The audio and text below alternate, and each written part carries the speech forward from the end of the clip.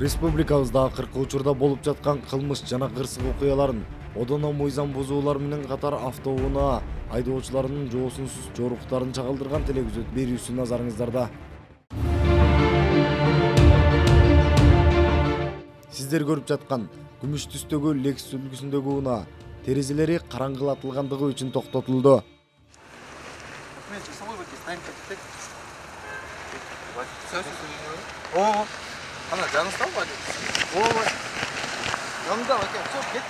Айдоочу инспекторлорго каршылык көрсөтпөстөн коюлган тапшырмалардын баардыгына макул болду. Караңгылатылгандыгынын деңгээли талапка жооп бербегендиги тастыкталган соң, унаасы айып короосуна жеткирилип, атайын караңгылатуучу жабдуусун өз колу менен алынып салынды.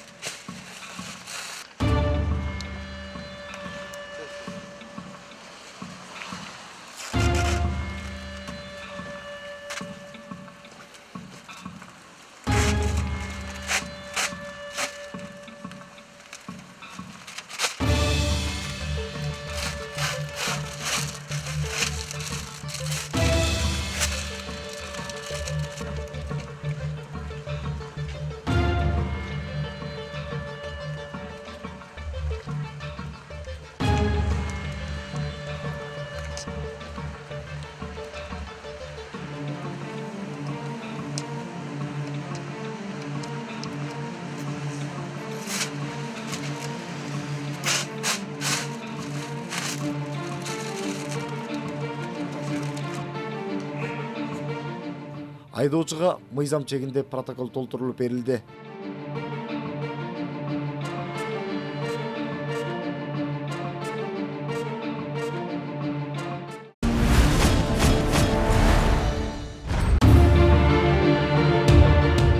Ал эми бул Mercedes үлгүсүндөгү унаа рейд учурунда патрулдук милиция кызматкерлери тарабынан токтотулду.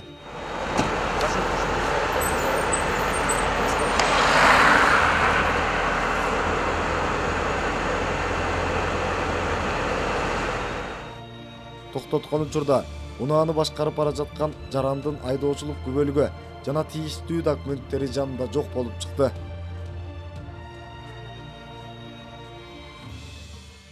Унаасы жакынкы айып короосуна жеткирилип, түшүндүрүү иштери жүргүзүлдү.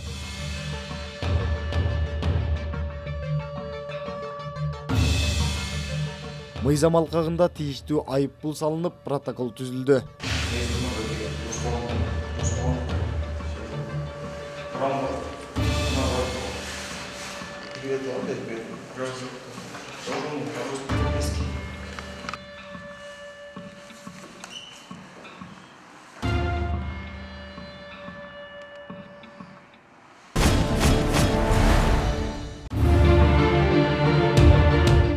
Сиздер көрүп жаткан Lexus үлгүсүндөгү жол тандабас дагы рейд учурунда инспекторлор тарабынан токтотулду. Айдоочунун жанында айдоочулук күбөлүгү жок болгондуктан тийиштүү чаралар көрүлүп, жакынкы айып короосуна жеткирилди. Ал жактан тийиштүү шарттарына байланыштуу шашып айдоочулук күбөлүгүн унутуп калгандыгын айтып, автоунаа өзүнө таандык эмес экендигин билдирип кое берүүсүн суранып жатты. Сүрөтүн алдыра аласызбы? Сүрөтүн просто таппайт деп айта чалдым го сиздин көзүңүз үчүн. Паспортуңуз барбы? Паспортуңуз тапшырдыңызбы? Паспортун тапшырдыңызбы? Бирок мыйзам деген мыйзам. Жарандын өздүгү такталган соң, унаасы айып короосуна токтотулуп, административдик протокол түзүлдү.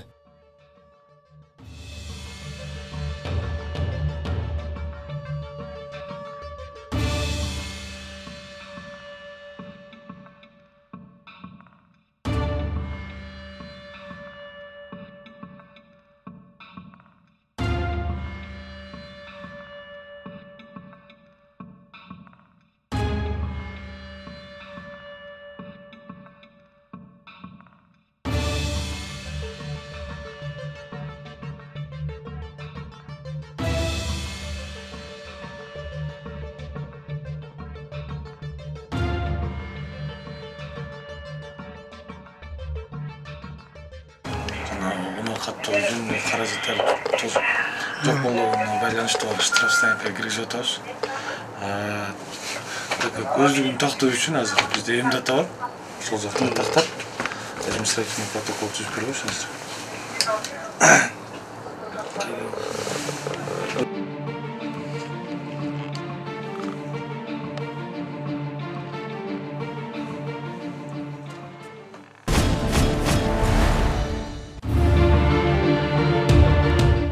Үстүбүздөгү жылдын февраль айынын ортосунда соттолгон жаран опуз алуучуларга 15 000 сом өлчөмүндө акча каражатын электрондук капчык аркылуу которгон. Калган 15 000 сом акчаны опузалап акча талап кылгандар накталай алышкан. Ал эми жаза мөөнөтүн өтөп жаткан талаптануучулар акчаны алуу үчүн өздөрүнүн жакындарын, тааныштарын жөнөтүп турушкан.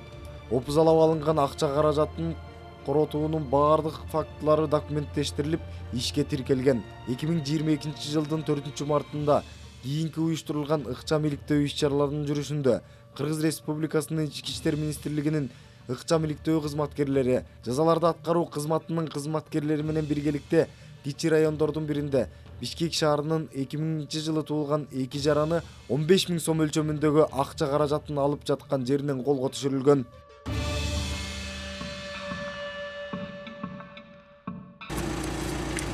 Водительское удостоверение имя Саттарова Эльбурс. Это вы, да?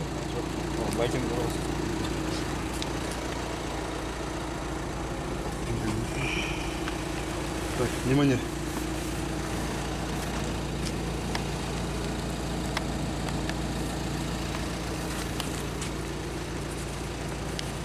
Денежные средства. 4, 6, 8, 10. Раз, два, 3, 4, 5. Общая сумма 15 000. Так, денежные средства были ранее обработали тюленым порошком.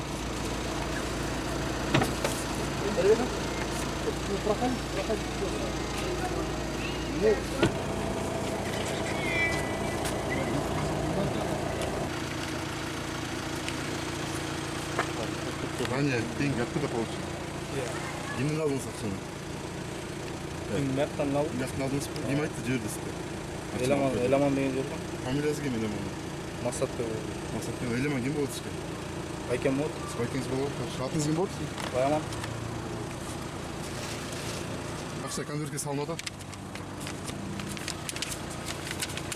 Қарыз қош бар, 60 Хорошо. Ақшасы сізге конвертке салынды.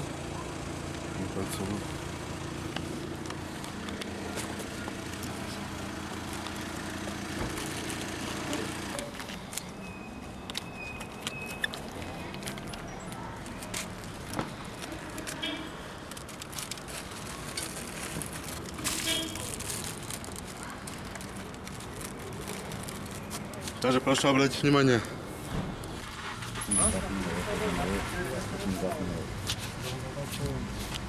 Машинаны алып па? Ошо алып алайынчы, мен машинага жакын бардым. Жокко тарттым ал. Мен алган.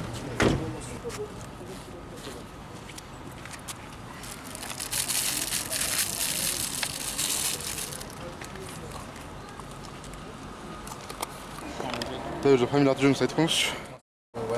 Мақсат. Қанша туған жылыңыз? 01.01.1996. Жақтықыш, фамилияны айтып қойшы. Аты жөнің, полный. Паров Атар Сараевич, 26.01.2000. Все, хорошо. Шамқан,